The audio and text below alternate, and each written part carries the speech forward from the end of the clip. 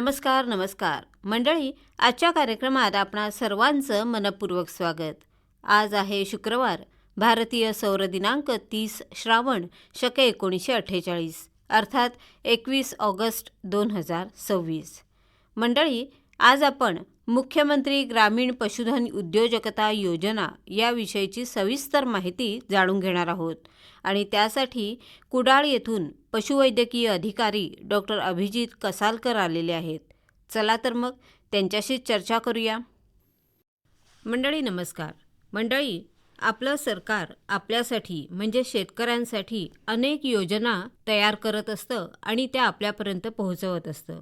खरं तर पशुधन हा जरी जोडव्यवसाय म्हणून म्हटला गेला तरीसुद्धा पशुधनाला किंवा त्या विषयाला अनुसरून अनेक योजना सरकारनं आपल्यासाठी आणल्या आहेत. या संदर्भातच आज आपण माहिती करून घेणार आहोत.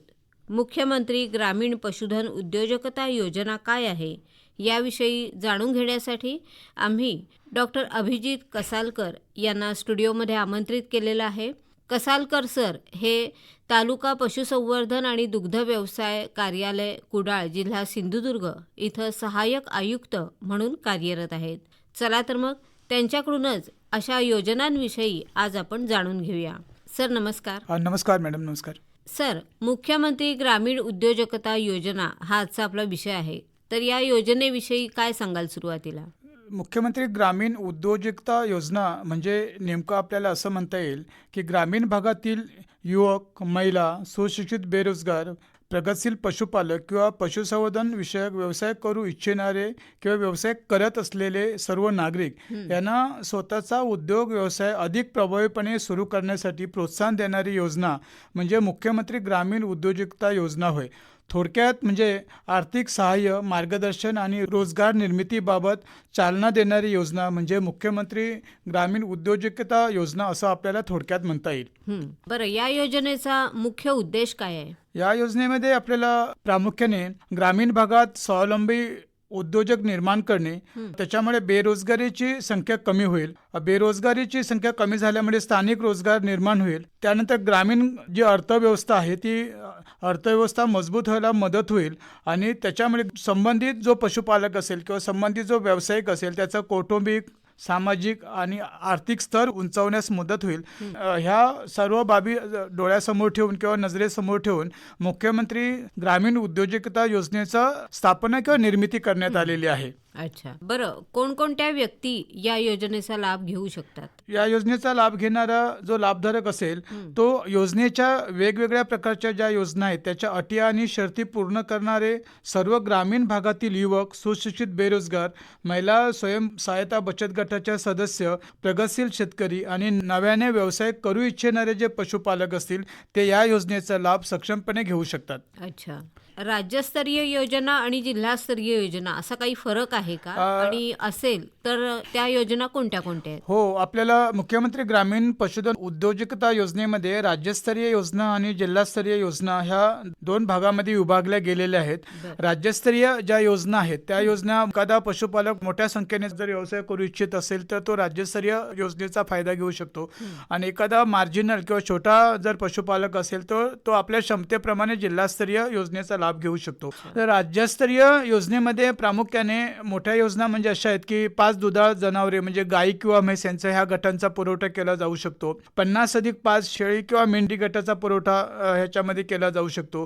200 अंडी उत्पादन देणारे 5,000 एकदिवसीय पक्षी संगोपन जी योजना आहे जे किमान दिवसाला 200 पर्यंत अंडी उत्पादन देऊ शकतील, ही एक आपल्याकडे योजना आहे. पशुधनाच्या शेडसाठी 3 किलोवॅटचं सोलर जे युनिट आहे, सोलार प्रणाली आहे, ते सुद्धा शेतकऱ्यांसाठी ह्या योजनेच्या माध्यमातून आलेले आहे. म्हणजे 1,000 प्रति आठवडा पिल्ल निर्माण करणारा जो हॅचर आहे त्या सुद्धा हॅचर पुरवठा करण्याबाबतची योजना आहे.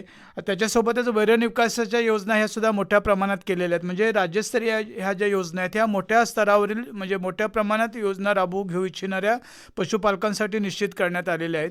आणि जिल्हास्तरीयवरच्या ज्या योजना आहेत ते जसं की 1 दुभती गाय किंवा 1 म्हशीचा पुरवठा असेल, 5+1 किंवा 10+1 शेळी मेंढी गटाचा पुरवठा पुरवठा असेल किंवा 16 ते 18 आठवडे वयाच्या देशी कुक्कुट पक्ष्यांचं ते वाटप असेल किंवा चारा वैरणीचं किंवा ठोंबांचं वाटप केलेलं असेल किंवा पशुपालकांना कडबा कुटी यंत्राचा पुरवठा करण्याची योजना असेल किंवा पशुपालकांच्याकडे जी दुभती जनावरं असतात त्या दुभती जनावरांसाठी खाद्य पुरवठ्याची योजना असेल, अशा मार्जिनल म्हणजे कमीत कमी अनुदानाच्या ज्या योजना आहेत ह्या योजना जिल्हास्तरीय योजनेमध्ये समाविष्ट केलेल्या आहेत की ज्या पशुपालकांच्याकडे 1 किंवा 2 जनावर असतील किंवा 1 किंवा 2 जनावर घेऊ शकत असतील आणि मोठ्या योजना आहेत त्या मोठ्या शेतकऱ्यांसाठी किंवा मोठ्या प्रमाणात व्यवसाय करू इच्छिणाऱ्या पशुपालकांसाठी निर्मिती केलेली आहे. बरं, यासाठी जे अर्ज करायचे आहेत त्यासाठी काही पात्रता अपेक्षित आहे का? याच्यामध्ये पशुपालक ज्या प्रकारच्या योजना घेऊ इच्छिणार आहेत तो कोणत्या प्रकारची योजना घेण्यासाठी इच्छुक आहेत त्याच्यानुसार त्याच्या आवश्यक पात्रताही निश्चित केलेली आहे.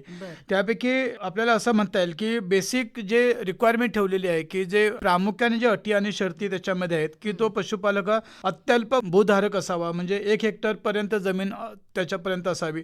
अत्यल्प भूधारक म्हणजे 1 ते 2 एकर पर्यंतच्या त्याचा तो जमिनीचा मालक असावा. वन हक्कधारक असावा. महिला बचत गटाचा लाभार्थी असावा. दिव्यांगासाठी 5% आरक्षण ठेवलेलं आहे. महिलांना 30% आरक्षण ठेवलेले आहेत. ह्या ज्या आता आपल्याला पात्रता सांगितलेल्या त्या सर्व पात्रता राज्यस्तरीय योजनांच्या मध्येसाठी निश्चित केलेल्या आहेत. परंतु जिल्हास्तरीय योजनांच्या मध्ये पात्रता निश्चित करताना फार मोठ्या अटी शर्ती ठेवलेल्या नाहीत. म्हणजे प्राथमिक स्तरावर ज्या अटींच्या पूर्तता करू शकतात त्या अटी त्यांच्यासाठी ठेवण्यात आलेल्या आहेत. बरं, या ज्या योजना आहेत त्यासाठी काही कागदपत्र आवश्यक असतात, यासाठी कोणती आहेत? आपल्याला शासकीय स्तरावरील कोणत्या प्रकारची जर योजना जर आपल्याला घ्यावीची असेल तर आपल्याला आवश्यक जी कागदपत्र आपल्याकडे नित्यनियमाने आपल्याकडे असतात त्याच्यामध्ये आधार कार्डचा समावेश होतो. रेशन कार्ड असेल, 7/12चा उतारा असेल किंवा 5 वर्षाचा 7/12 उतारा हा त्या पशुपालकाला दुधा जनावर घेणार असेल तर त्याला चारा पैदाशीसाठी त्याच्याकडे जमीन किती आहे त्याची पुराव्यासाठी होतो. जर जागा त्याच्याकडे नसेल तर त्यांनी 5 वर्षाचा भाडेपट्ट्याने जमीन घेतलेली असेल त्याचा तो देऊ शकतो. वनहक्क जमीनधारकांसाठी माननीय जिल्हाधिकारी यांचे अनुसूचित जेचं एक प्रमाणपत्र मिळतं ते आपल्याला देणं आवश्यक आहे. हे प्रमाणपत्र जर नसल्यास तर त्या पशुपालकाने त्याचं प्रशिक्षण झाल्याबाबतचं प्रमाणपत्र आवश्यक असेल आणि तेही जर समजा प्रमाणपत्रक नसेल तर तो पशुपालक ज्या गावामधील आहे किंवा जेथील आहे तिथल्या स्थानिक पशुवैद्यकाचं 2 वर्षाचा अनुभवाचा दाखला त्याने जर सादर केला तर ते एक त्याची रिक्वायरमेंट पूर्ण होतं. आता दिव्यांग लाभधारक असेल तर दिव्यांगासाठी तो दिव्यांग असल्याबाबतचं प्रमाणपत्र जोडणं आवश्यक आहे. बचत गटाचा सदस्य असेल तर बचत गटाचं प्रमाणपत्र सदस्य असल्याबाबतचं प्रमाणपत्र जोडण्याचं आवश्यक आहे. काही योजना हे अनुसूचित जाती जमातीसाठी असतात त्याच्यामुळे जर त्याला लागू असेल तर त्याने जातीचा दाखला जोडणं आवश्यक आहे. बँक पासबुक, त्याचं आधार कार्ड, पॅन कार्ड म्हणजे KYC साठी जे लागणारे आवश्यक कागदपत्र आहेत ती आवश्यक आहेत. कारण अनुदान हे थेट खात्यामध्ये जमा होतं त्याच्यामुळे KYC जे निगडीत असेल डॉक्युमेंट्स ते लागतात. शिवाय ते रहिवाशी असणं आहे, कुटुंब मर्यादित असल्याचा दाखला आहे. शिवाय 2 अपत्याच्या वरचं अपत्य असू नये ते आहे, शासकीय नोकरीमध्ये असू नये. यासारख्या ज्या बेसिक म्हणजे ह्या ज्या योजना आहेत ह्या योजना प्राथमिक स्तरांसाठी होतकरू गरजू आणि एका विशिष्ट लेवलपर्यंतच्या उत्पन्न गट असलेल्या पशुपालकांसाठी असल्यामुळे त्याची त्या पद्धतीची कागदपत्र आवश्यक असतात. बरं सर, दुधाळ जनावरांच्या योजनेचं स्वरूप कसं आहे? जसं मी आपल्याला म्हणालो की दुधाळ जनावरांच्या मध्ये एक जिल्हास्तरीय योजना चालू आहे, एक राज्यस्तरीय योजना चालू आहे. दोन्ही योजनेचा समावेश याच्यामध्ये या मुख्यमंत्री ग्रामीण समृद्धी योजनेमध्ये करण्यात आलेला आहे. त्याच्यामुळे तो लाभधारक असेल तो कोणत्या प्रकारच्या योजनेला सपोर्ट तो घेऊ इच्छिणार आहे त्याच्यावर त्याचं स्वरूप अवलंबून असेल. जर तो पशुपालक असेल तो 5 दुधाळ गाई किंवा म्हशींचं जर योजना जर तो घेणार असेल तर त्या योजनेमध्ये काय समाविष्ट केलेले आहे हे त्याने सुरुवातीला समजून घेण्याची आवश्यकता आहे. त्याच्यामध्ये ही 5 दुधाळ जनावरांची जी योजना असेल ती टोटल 11,35,180 रुपयाला टोटल तो युनिट आहे. त्याच्यामध्ये एका गायची किंवा एका म्हशीची किंमत ही असेल ती 1 लाख धरलेली आहे. म्हणजे 5 जनावरं म्हणजे 5 लाख रुपये होतील.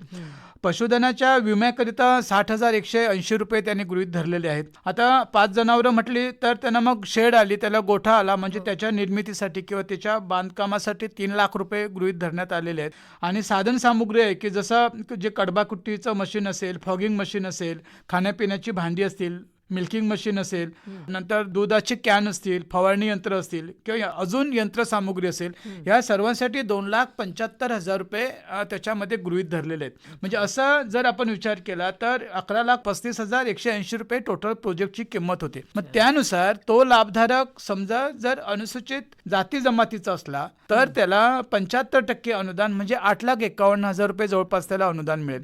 आणि सर्वसाधारण जर लाभधारक असेल तर त्याला 50% अनुदान म्हणजे म्हणजे 5,67,000 रुपयापर्यंत त्याला अनुदान मिळेल. परंतु जे काही अनुदान असेल ते 2 टप्प्यामध्ये मिळेल. 2 टप्प्यामध्ये म्हणजे कसं, ते एकूण अनुदानाच्या 50% अनुदान हे पहिल्या टप्प्यामध्ये मिळेल. म्हणजे समजा जर तो 5 जनावरांचं घेणार असेल आणि जर त्याला शेड निर्मिती करायची आहे, साधन सामुग्री करायची आहे, हे सगळं घ्यायचं आहे, ते करण्यासाठी त्याला पहिला टप्पा मिळेल. त्याची पडताळणी झाली, त्याचा तांत्रिक तपासणी झाली, पडताळणी झाली की त्याला पहिला टप्पा मिळाल्यानंतर दुसरा टप्पा अनुदानाचा दुधाळ जनावर खरेदीसाठी मिळेल आणि मग अशा प्रकारे ती योजना पूर्ण होईल. परंतु जर तो जिल्हास्तरीय ह्याच योजनेमधून जर घेणार असेल तर मग जिल्हा स्तराच्या मध्ये कसं आहे की तो 1 किंवा 2च म्हशी घेऊ शकणार आहे. म्हणजे 1 जनावर जर तो घेणार असेल तर टोटल प्रोजेक्टची कॉस्ट होते 1,12,036 रुपये आणि 2 जनावर घेणार असेल तर 2 जनावरांचे 2 लाख प्लस विमा 24,072 म्हणजे 2,24,072 हे 2 जनावरांसाठी होईल. त्याच्यानुसार 50% अनुदान हे एका जनावराचं असेल तर त्याला 56,000 मिळेल आणि 75 जर असेल तर 1,68,000 रुपयाच्या दरम्यान त्याला अनुदान मिळेल. परंतु एका पशुधनासाठी त्या पशुपालकाकडे फारशी जमीन असावं असं अपेक्षित नाहीये, कारण ते एकच जनावर असल्यामुळे तो त्याची अरेंजमेंट करू शकतो. परंतु 2 जनावरांसाठी जर तो प्रपोजल करणार असेल तर त्याला त्याच्याकडे 1 एकर जमीन ही असणे आवश्यक आहे, कारण त्या जमिनीमध्ये त्याला त्या पशुधनासाठी लागणारा जो हिरवा चारा आहे तो हिरवा चारा त्याला पैदास करणे आहे किंवा जनावराला थोडं मोकळं सोडण्यासाठी त्याला किमान 1 एकर जमिनीची आवश्यकता आहे. हे झालं दुधाळ जनावरांमध्ये म्हणजेच गाई म्हशींच्या बाबतीमध्ये झालं. राज्यस्तरीय शेळी मेंढी गट वाटप ही जी योजना आहे तर त्या संदर्भात सांगा. राज्यस्तरीय जी शेळी मेंढी वाटप योजना आहे त्या योजनेचं स्वरूप असं आहे की त्याच्यामध्ये 50 अधिक 5 शेळ्या किंवा मेंढ्या म्हणजे 50 मेंढ्या अधिक 5 मेंढ्या असं 3 वर्षाचा विमा, त्यांच्यासाठी शेड लागणारे आणि त्याच्यासाठी आवश्यक असणारी साधन सामुग्री हा टोटल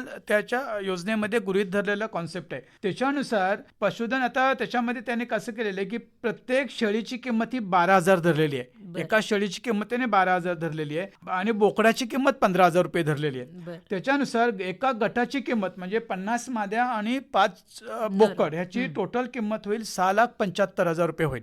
ही गटाची किंमत होईल. आता त्याच्यासाठी 3 वर्षाचा जो विमा आहे की जो विमा 12.75 म्हणजे 12 रुपये 75 टक्क्यांनी प्लस 18% जीएसटी म्हणजे विम्याचा जेवढा प्रीमियम होईल त्याच्यावर 18% जीएसटी असं गृहीत धरून तो जवळपास जातो 1,01,000 पर्यंत 3 वर्षाचा विमा जातो.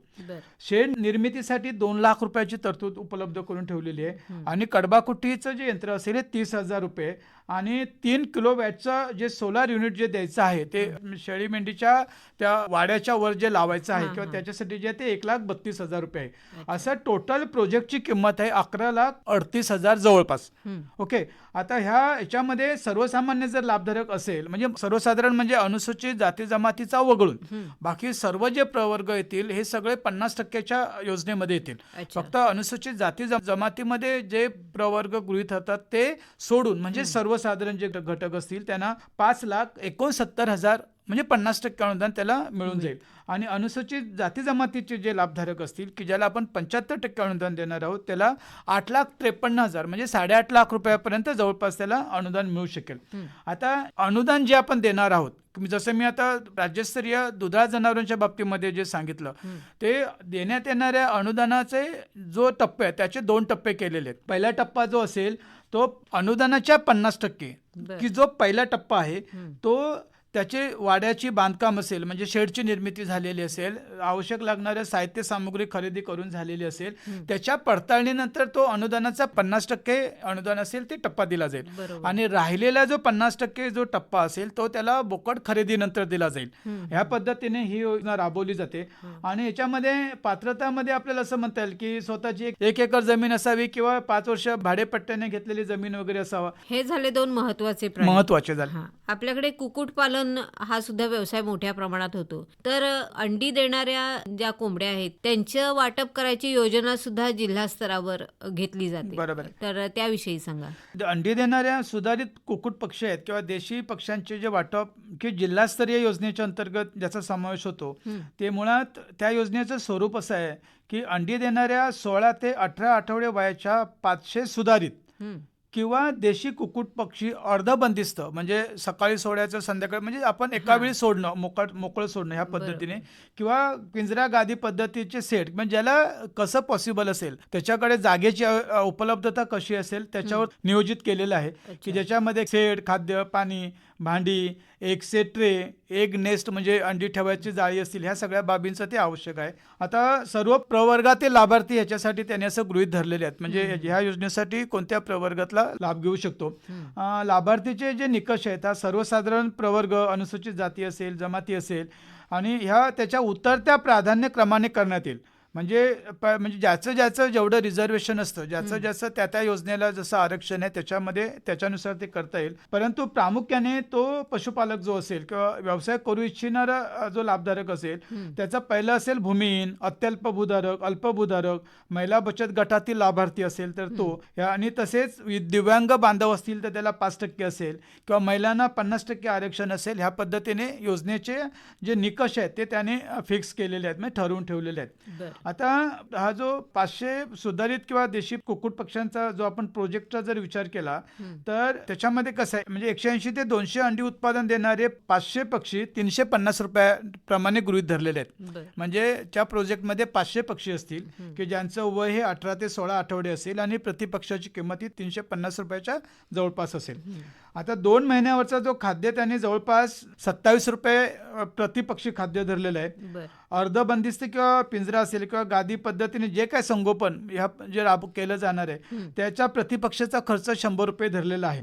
खाद्य, पाण्याची भांडी, अंडी ठेवण्यासाठी असणारे ट्रे किंवा एग नेस्ट म्हणजे त्याचे जे घरटे असतील ते इत्यादीसाठी आवश्यक प्रतिपक्षी 20 रुपयाप्रमाणे ते त्याने निश्चित केलेलं आहे. ह्या सगळ्या गोष्टींची किंमत होईल 3,32,200 रुपये.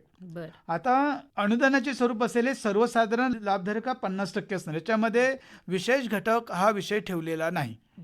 हा त्याच्याला म्हणजे महत्वाचा बाब आहे की याच्यामध्ये विशेष घटक योजना म्हणजे अनुसूचित जाती जमातीची साठी वेगळं आरक्षण टक्केवारीचं असं ठेवलेलं नाही. त्याच्यामध्ये सर्व प्रवर्गातील जे काही लाभधारक असतील ते सगळे 50%च्या अनुदानाने लाभ घेतील. आणि त्याच्यामुळे हे सगळं जे आपल्या 3,32,000 रुपयाचा जर आपण विचार केला तर ह्याची 50% जी काय रक्कम होत असेल जवळपास म्हणजे 1,60,000 किंवा 1,62,000 रुपयापर्यंत जे अनुदान असेल ते अनुदान त्याला ह्या योजनेच्या माध्यमातून मिळू शकेल. अच्छा, मग आजपासून तुम्ही मध्ये मध्ये उल्लेख करताय की दिव्यांगांसाठी आणि महिलांसाठी काही तरतुदी आहेत, तर या वेगळ्या विशेष अशा काही तरतुदी आहेत का? मुख्यमंत्री ग्रामीण पशुधन उद्योजकता योजनेअंतर्गत ज्या योजना आहेत त्या योजनेच्या निकषानुसार म्हणजे योजनेच्या स्वरूपानुसार त्याच्यामध्ये आरक्षण ठेवलेलं आहे. त्याच्यामध्ये उदाहरणादाखल जर आपण बोलायचं झालं तर राज्यस्तरीय जी दुधाळ जनावरं आहे की ज्याच्यामध्ये 5 जनावरं आपण देणार आहोत त्याच्यामध्ये 30% महिला आहेत आणि दिव्यांग 5% आहेत.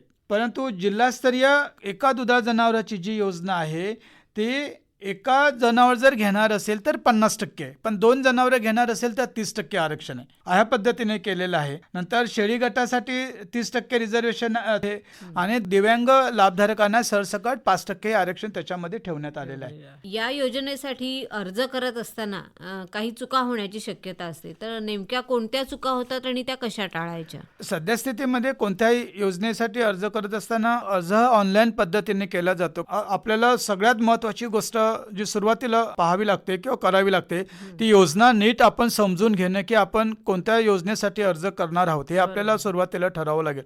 म्हणजे आपल्याला त्याच्यामुळे कसं होईल किंवा तसं नाही केलं तर काही चुका होऊ शकतात. तर योजनेसाठी आवश्यक असलेल्या कागदपत्रांची संबंधित म्हणजे जमीन आपल्याकडे आहे पण ती आपण दाखवलेली गेलेली नाही किंवा समजा जमिनीचा आपण भाडेपट्टी करार केलेला आहे परंतु तो आपण पुरावा सादर केलेला नाही तर आपला जो अर्ज असेल तो निकाली राहू शकतो किंवा रद्द होऊ शकतो.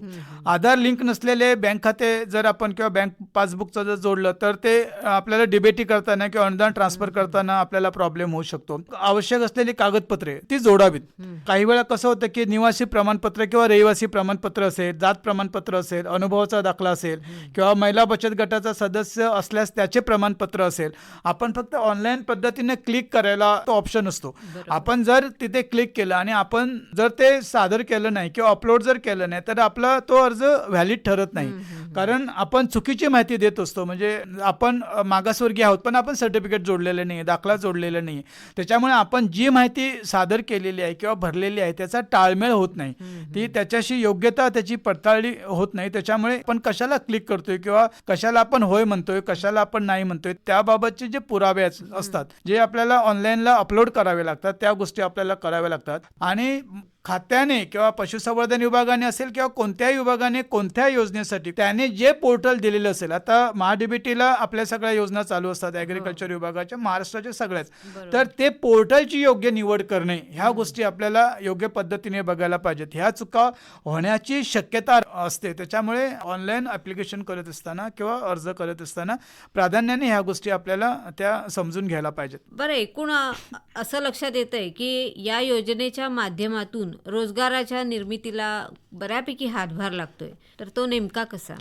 या योजनेच्या माध्यमातून पशुसंवर्धन विभागाच्या सहाय्याने किंवा महाराष्ट्र शासनाच्या सहाय्याने जे अनुदान दिलं जाते ते अनुदान कर्ज स्वरूपात नसतं. अनुदान हे त्याला दिलेले प्रोत्साहनपर किंवा त्याला एक मदतीचा हात असतो. त्याच्यामुळे त्या योजनेकरता एखाद्या पशुपालकाने जर लाभ घेतलेला असेल तर त्याला प्रत्यक्ष लाभधारकाला रोजगार मिळतो. म्हणजे योजनांनी पशुधन व अन्य साहित्य सामग्रीमुळे त्याला व्यवसाय करत असलेल्या किंवा व्यवसाय करू इच्छिणाऱ्या व्यावसायिकाला हातभार लागत असल्यामुळे त्याची स्वतःची जी आर्थिक बचत होते. म्हणजे एखादा पशुपालक जर स्वतःच्या बचतीचे पैसे जर वापरणार असेल तर त्याची ती बचत राहू शकते. म्हणजे शासनाकडून त्याला ती एक मदत होऊ शकते. अप्रत्यक्षरित्या रोजगार निर्मिती केली जाऊ शकते. म्हणजे कसं की समजा आपण उदाहरणादाखल 5 दुधाळ जनावरांच्या प्रोजेक्टविषयी जर आपण म्हणालो तर त्याच्यामध्ये शेडचं बांधकाम आहे, सोलार सिस्टीम आहे. म्हणजे हे शेड बांधायला किंवा सोलार सिस्टीमला एक सुतार आले, मिस्त्री आले किंवा त्याचे किंवा इलेक्ट्रिशियन आलं, ह्या सगळ्यांना एक रोजगार मिळतो.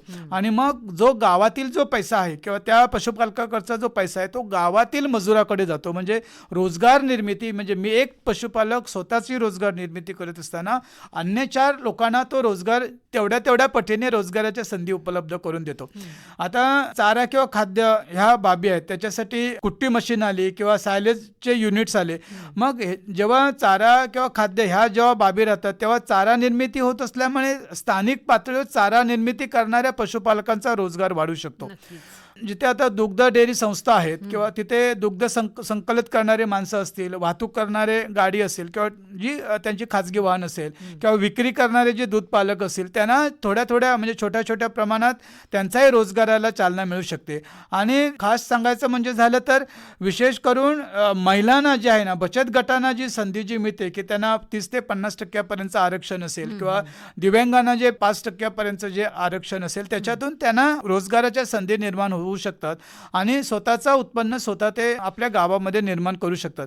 त्याच्यामुळे प्रत्यक्ष किंवा अप्रत्यक्ष जरी आपण म्हणालो तरी ह्या योजनेच्या माध्यमातून आपण आपल्या ग्रामीण एरियामध्ये रोजगाराच्या संधी निर्माण करू शकतो. नक्कीच. बरं सर, या संदर्भात जर अधिक माहिती हवी असेल तर शेतकऱ्यांनी कुणाशी संपर्क करावा? सर्वप्रथम आपला जो गावातील म्हणजे जो पशुपालक ज्या गावातील आहे त्याच्या नजीकचा जो पशुवैद्यकीय दवाखाना असतो त्यांच्या मार्फत आपल्याला माहिती मिळू शकते.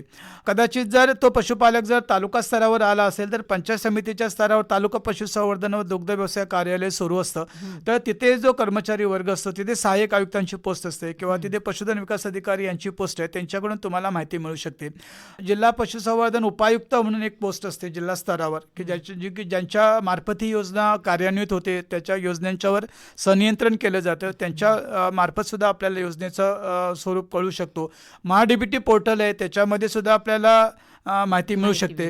आणि आपल्या गावातील पशुवैद्यकीय जे चिकित्सालय आहे त्यांच्या मार्फत सुद्धा मिळू शकते. आणि ह्या योजनांना माउथ पब्लिसिटी एवढी असते की आली की जवळपास आपल्याला समजूनच जाते. त्याच्यामुळे म्हणजे नागरिकांसाठी तसं पाहिलं तर मॅडम सर्वत्र चांगल्या संधी आहेत. म्हणजे आपल्या गाव पातळीवर आहेत, तालुका पातळीवर आहेत, जिल्हा स्तरावर आहेत, शिवाय सोशल मीडिया आहे. त्याच्यामुळे आपल्याला त्या पद्धतीने त्याने जर जागृत राहून जर त्याने केलं तर त्यांना योजनेविषयी माहिती चांगल्या पद्धतीने समजू शकते. नक्की. बरं सर, एखादा युवकांची संघटना या क्षेत्रामध्ये येऊ इच्छित असेल पण त्यांना नीट माहिती नसेल तर काही प्रशिक्षणाची गरज भासते. हो मॅडम, कारण गुरुशिवाय यश नसतं किंवा गुरुशिवाय ज्ञान नाही असं म्हणतात. कुठलाही मोठ्या व्यवसायामध्ये आणि शाश्वत व्यवसाय जर आपल्याला करायचा असेल तर आपल्याला प्रशिक्षणाची खूप गरज असते. त्यामुळे पशुसंवर्धन विभाग जे आहे ते पंचायत समितीच्या स्तरावर ते द्यायची व्यवस्था करते. फक्त त्यासाठी एक पशुपालकांनी 25-30 पशुपालकांनी एकत्रित येऊन एकाच प्रकारचं 7 दिवसाचं ते प्रशिक्षण घेऊ शकतात. त्यांच्या मागणीनुसार प्रशिक्षण दिलं जातं. त्याची त्याला नोंदणी करणं आवश्यक असतं. प्रति प्रति पशुपालक 200 रुपयाप्रमाणे शासनाने प्रशिक्षण फी नियोजित केलेली आहे. आणि मग ते 7 दिवसाचं प्रशिक्षण राहतं. मागासवर्गीय लाभधारक असेल तर त्याला 50% फीमध्ये सवलत आहे. म्हणजे तो 100 रुपयामध्ये आठवडाभर प्रशिक्षण करून घेतो. परंतु ह्या प्रशिक्षणामध्ये व्यवसाय करण्याच्या दृष्टीने जे आपल्याला महत्त्वाचं प्रशिक्षण असेल, म्हणजे आपण काय करायला पाहिजे आणि काय नाही करायला पाहिजे त्याबाबतचं प्रशिक्षण दिलं जातं. म्हणजे सुरुवातीपासून पशुच्या आरोग्यापासून तर उत्पादनापर्यंत आणि उत्पादनापासून मार्केटिंगपर्यंत त्यांना प्रशिक्षण दिलं जातं हे पशुसंवर्धन विभागाच्या मार्फत. परंतु त्याच्यासोबतच जी कृषी विज्ञान केंद्र असतात त्याच्यामुळे ते त्यांच्या मार्फत सुद्धा प्रशिक्षणं दिली जातात.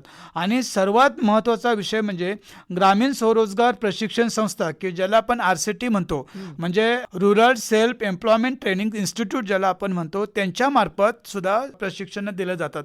प्रशिक्षणाचं जे नियोजन आहे हे जिल्हा स्तरावर जे उद्योजकता विकास म्हणून जे एक डिपार्टमेंट असतं त्यांच्याशी ते रिलेटेड असतात, की ज्याला आपण पूर्वी DRDA असं म्हणत होतो, जिल्हा ग्रामीण विकास यंत्रणा. आणि मग त्यांच्या मार्फत बँकेच्या थ्रू ती प्रशिक्षणं घेतली जातात. आणि त्यासाठी ते पशुसंवर्धन विभागाशी जे तज्ज्ञ मार्गदर्शक असतील त्यांना बोलवले जातात. ॲप्लिकेशन्स त्याची ऑनलाईन असतात. त्यांचं 7 दिवसाचं ट्रेनिंग असतं. त्यांचं लॉजिंग बोर्डिंग जे काय आहे ते सगळं RCT मार्फत 100% त्यांच्या खर्चाने केलं जातं. बरं सर, जाता जाता आपल्या सर्व शेतकरी बांधवांना या योजनेच्या माध्यमातून काय संदेश द्याल तुम्ही? मॅडम, ह्या योजनेच्या माध्यमातून आपल्याला असं म्हणता येईल की ही योजना म्हणजे पशुपालकांना स्वावलंबनाचा संदेश देणारी ही एक योजना आहे. योजनेच्या माध्यमातून ती व्यक्ती स्वावलंबी होऊ शकते. ह्या योजनेच्या माध्यमातून आधुनिक तंत्रज्ञानाचा वापर करता येणं सोपं आहे, ज्याच्यामुळे आपल्याला आपल्या व्यवसायाला अधिक आर्थिक जोड देता येईल. महिला बचत गट जे आहेत, ह्या महिला बचत गटाने जर एकत्रितरित्या जर हे पशुपालनाचे जर व्यवसाय केले किंवा कोणताही व्यवसाय जरी केला तरी ते अधिक फायदेशीर होऊ शकतात. कारण ची नारी एक सक्षम आणि एक प्रगतशील आहे, त्याच्यामुळे तो एक विषय होऊ शकतो. आणि तरुणांसाठी मला खास आवर्जून सांगायला आवडेल की आजपर्यंत आपण शेतीला पूरक व्यवसाय म्हणून पशुसंवर्धन पाहत होतो, परंतु आताची ही वेळ अशी आली आहे की पशुसंवर्धनला पूरक व्यवसाय न समजता तो पूर्ण व्यवसाय म्हणून समजायला पाहिजे.